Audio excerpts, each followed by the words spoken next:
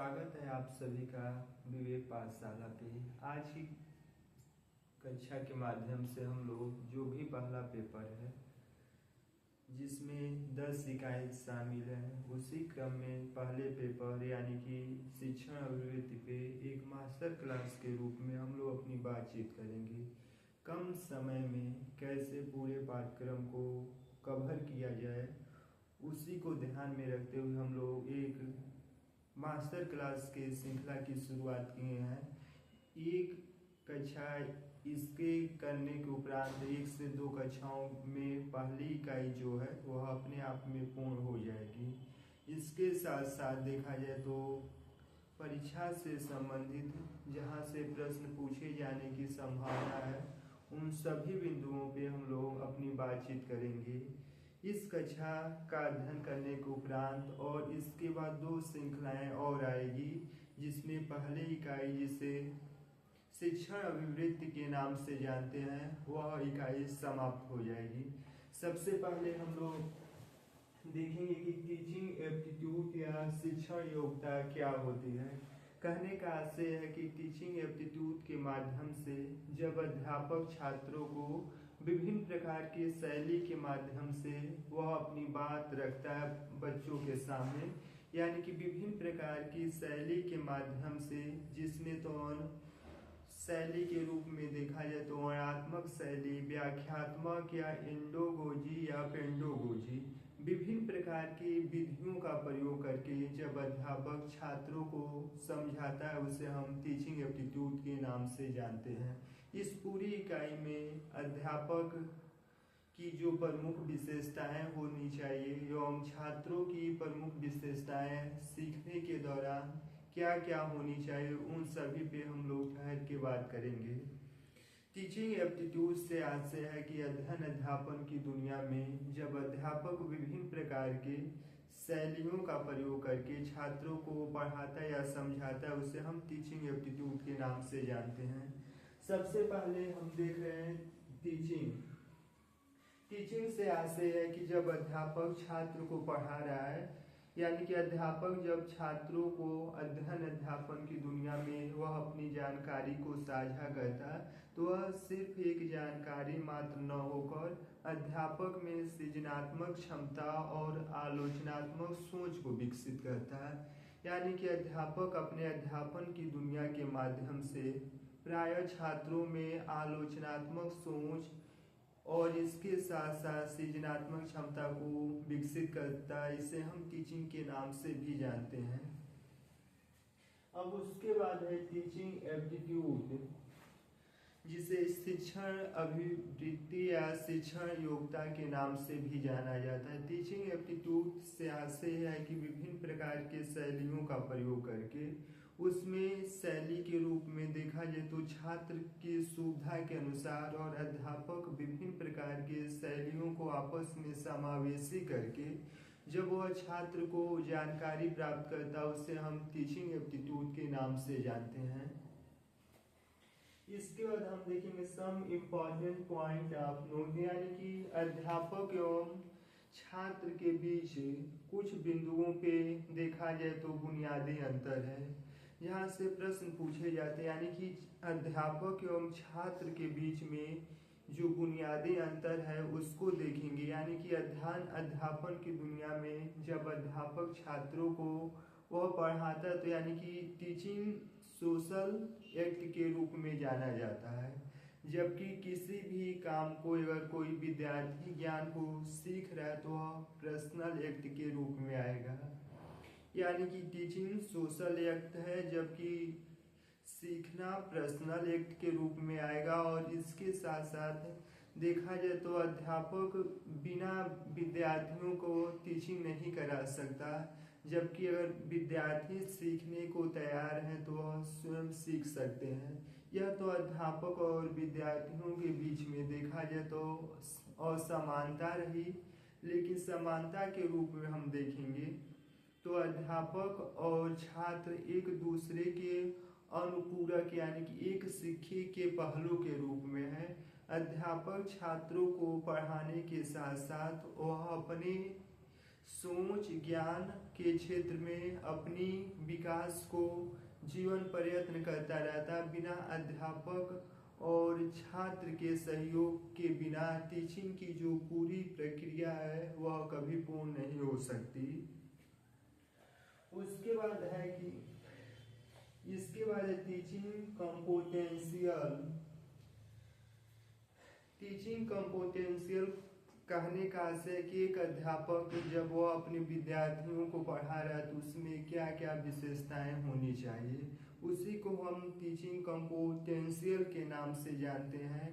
यदि एक अध्यापक छात्रों को पढ़ा रहा है तो उसमें विभिन्न प्रकार की विशेषताएं होनी चाहिए। सबसे पहले साक्षरता दर उसकी उच्च हो और इसके साथ साथ वह आत्मविश्वासी, स्वयं से मोटिवेट हो और अपने नियत समय पे जो भी योजनाएं बना रही है उसको पालन करे और विद्यार्थियों के दौरान उसको पालन कराए। यानी कि टीचिंग कंपोटेंशियल से आशय ये है कि एक अध्यापक जब छात्र को विभिन्न प्रकार शैलियों का प्रयोग करके अध्ययन और अध्यापन की दुनिया में उसे विभिन्न प्रकार की शैलियों के माध्यम से वह पढ़ा रहा तो अध्यापक में क्या क्या विशेषताएं होती उसे हम टीचिंग कंपोटेंशियल के नाम से भी जानते हैं।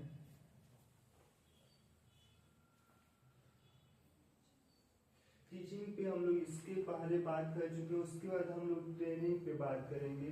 ट्रेनिंग के माध्यम से देखा जाए अध्यापक छात्रों को अगर कोई जानकारी या कोई कौशल सिखाना चाहते हैं तो उसको बार बार वही क्रिया करके पुनः दोहराते हैं। यानी कि ट्रेनिंग के माध्यम से अध्यापक छात्रों को नई जानकारी या नई कौशल सिखाते हैं। जैसे अगर कोई बच्चा किसी खेल में रुचि रखता है, वह अगर खेलने में निपुण अगर उसको बनाना तो अध्यापक उसे बार बार उन्हीं खेलों को बार बार दोहराते हैं। यानी कि ट्रेनिंग के माध्यम से, दोहराव के माध्यम से अध्यापक छात्रों को जो भी वह सिखाना चाहते हैं वह बेहतरीन तरीके से सिखा देते हैं। उसे हम ट्रेनिंग के नाम से जानते हैं।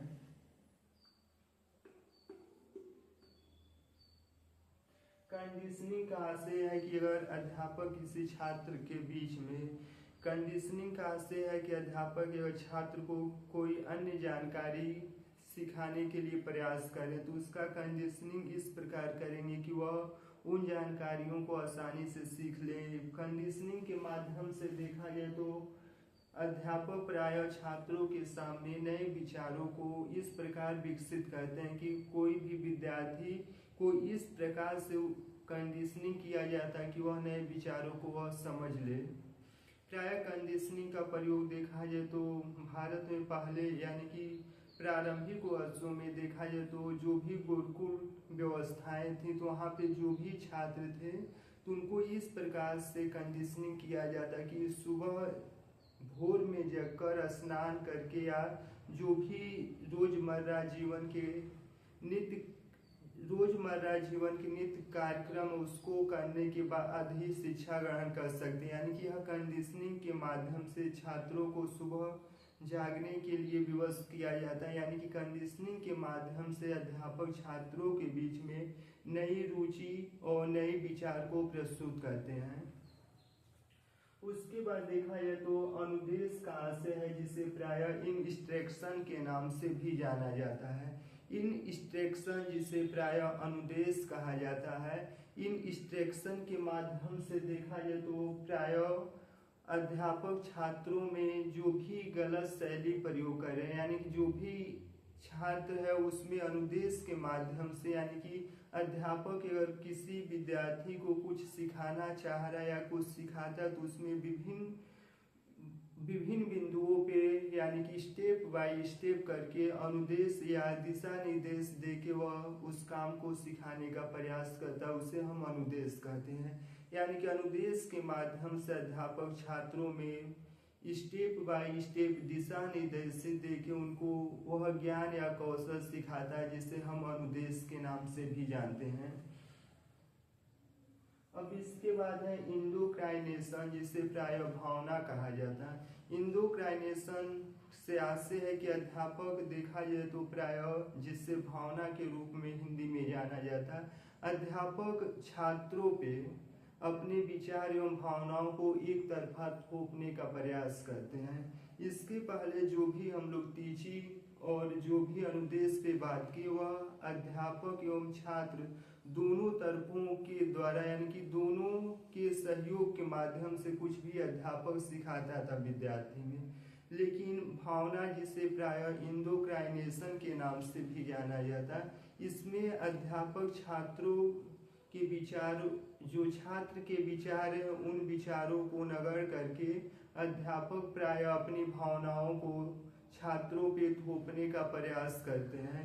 इस प्रकार का शिक्षण हम देखते हैं, जब इस प्रकार के हम शिक्षण प्रायः देखते हैं कि जब लोगों का ब्रेन वॉश करना रहता है तो उसमें हम अपनी विचार को थोपने का प्रयास करते हैं। इसे हम अनुदेश कहते हैं। इसमें अध्यापक अपनी भावनाओं को छात्रों पे थोपने का प्रयास करता है।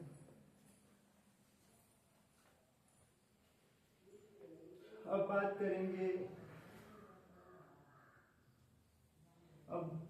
करेंगे टीचिंग ऑफ कॉम्पिटेंशियल, यानी कि जब अध्यापक विद्यार्थियों को सिखा रहा है तो उसमें जो भी सहायक तत्व हैं उस पर हम लोग बात करेंगे। यानी कि टीचिंग कॉम्पिटेंशियल पे हम लोग बात करें कि एक अध्यापक जब वह छात्र को सिखा रहा है तो उसमें क्या क्या विशेषताएं होनी चाहिए और उन छात्रों पे क्या क्या प्रभाव पड़ता है। तो सबसे पहले टीचिंग कॉम्पिटेंशियल पे हम देख रहे हैं, इसमें अध्यापक में पर्सनल एक्टिविटी कॉम्पिटेंशियल, यानी कि टीचिंग कॉम्पिटेंशियल का अर्थ है कि अगर अध्यापक छात्र को पढ़ा रहा या सिखा रहा तो उसमें क्या विशेषताएं होनी चाहिए, उसे हम टीचिंग कॉम्पिटेंशियल के नाम से जानते हैं।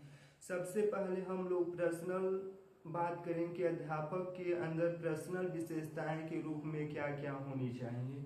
सबसे पहले अध्यापक अगर पर्सनल विशेषता के रूप में देखा जाए तो वह स्वयं के प्रति जागरूक होना चाहिए। दूसरी प्रमुख विशेषता के रूप में देखा जाए तो वह उत्साह से पूर्ण होना चाहिए और आत्मविश्वासी होना चाहिए। यानी कि अध्यापक की जो बुनियादी विशेषता है वह सचेत हो, ज्ञान के प्रति रुचि रखता हो और इसके साथ साथ उत्साह से परिपूर्ण हो और स्वयं पे विश्वास रखता हो। यह अध्यापक की जो पर्सनल विशेषताएं हैं उसके तहत आएंगी। इसके बाद हम बात करेंगे कि बिहेवियर और वर्क रिलेटेड कॉम्पिटेंशियल, यानी कि एक अध्यापक के जो व्यक्तिगत विशेषताओं के बाद व्यवहारिक विशेषताएं क्या क्या होनी चाहिए। यानी कि बिहेवियर कॉम्पिटेंशियल ऑफ टीचर, यानी कि एक अध्यापक है उसका व्यवहारिक विशेषता के रूप में देखा जाए तो सबसे पहले अध्यापक में व्यवहार संबंधित ज्ञान होनी चाहिए और इसके साथ साथ योजना बनाना, योजनाओं को पालन करना। यानी कि कक्षा में अगर वह कुछ भी पढ़ाने के लिए जाता है तो वह योजना बनाता, उन योजनाओं को पालन करना, विद्यार्थियों का मूल्यांकन करना और इसके साथ साथ फीडबैक, यानी कि अपना फीडबैक प्राप्त देना विद्यार्थियों को, यह अध्यापक की व्यवहारिक संबंधित विशेषता के रूप में चिन्हित किया जाता है। अब हम लोग बात करेंगे फेज ऑफ टीचिंग। एक अध्यापक कक्षा में अध्ययन कराने के लिए जा रहा है तो वह किस प्रकार से विद्यार्थियों का अध्ययन करा रहा है, इसको मुख्यतः 3 प्रकार के भागों में विभाजित करके अध्ययन किया जाता है। इसे हम फेज ऑफ टीचिंग के नाम से भी जानते हैं। इसको मुख्यतः 3 भागों में विभाजित किया गया है। सबसे पहले हम देखेंगे प्री एक्टिव फेज।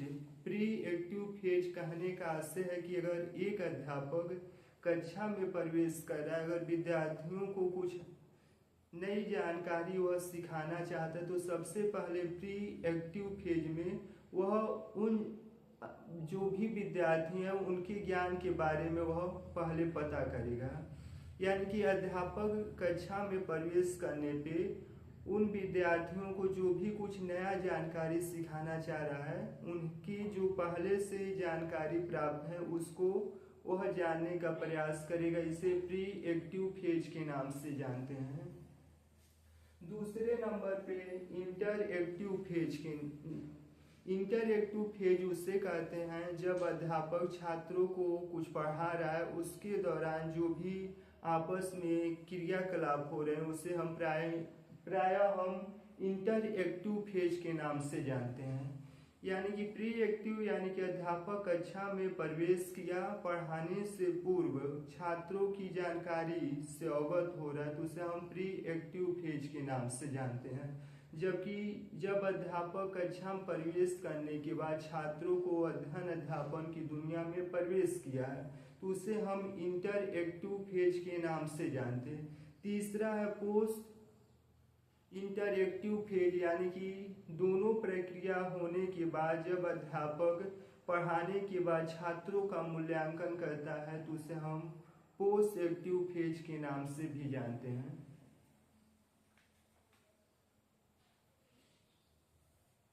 इतना सब होने के बाद अध्यापक में सारभूत विशेषता के रूप में क्या क्या होनी चाहिए, तो सबसे पहले अगर अध्यापक हैं तो उसमें सारभूत विशेषता के रूप में देखा जाए तो लिटरेची रेट यानी कि उनकी साक्षरता दर अधिक हो, स्वयं के प्रति ईमानदार हों, विद्यार्थियों के प्रति ईमानदार हों, किसी भी विचारधारा से वह प्रेरित न हो, इसके साथ साथ सेल्फ मोटिवेट हों।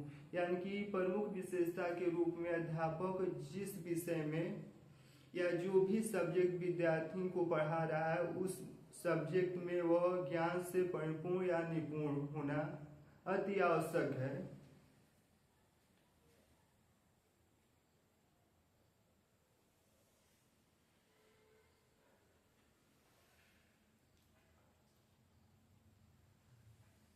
अब हम लोग बात करेंगे कि टीएल मॉडल ऑफ टीचिंग होता क्या है।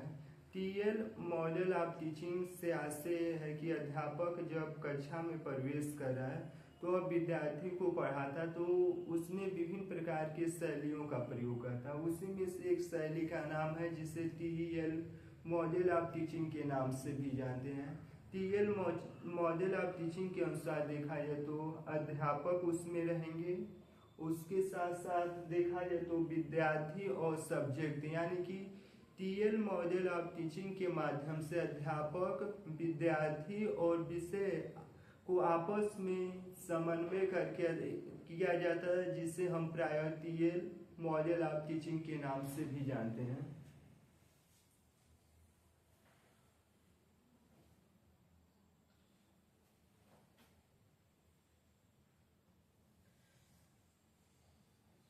अब हम बात करेंगे मेथड ऑफ टीचिंग, यानी कि जो भी अध्यापक कक्षा में अगर विद्यार्थी को पढ़ा रहा है तो वह किन किन शैलियों का प्रयोग करके प्राय अध्यापक छात्रों को पढ़ाता है।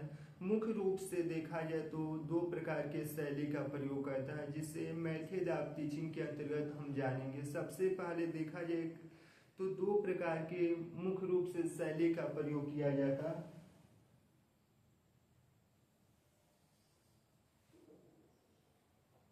जिसमें से देखा जाए तो एक तो क्लासिकल यानी कि प्रारंभिक जो पहले से चली आ रही है शैली, और दूसरा जो वर्तमान समय में चल रही, यानी कि एक पहले से जो शैली चली आ रही है उसका प्रयोग होता है, जबकि दूसरा जो वर्तमान समय में शैली विकसित हुई है उन शैलियों का प्रयोग करके अध्यापक अपनी बात को छात्रों के सामने रखता है। यह मुख्य रूप से दो प्रकार के हैं।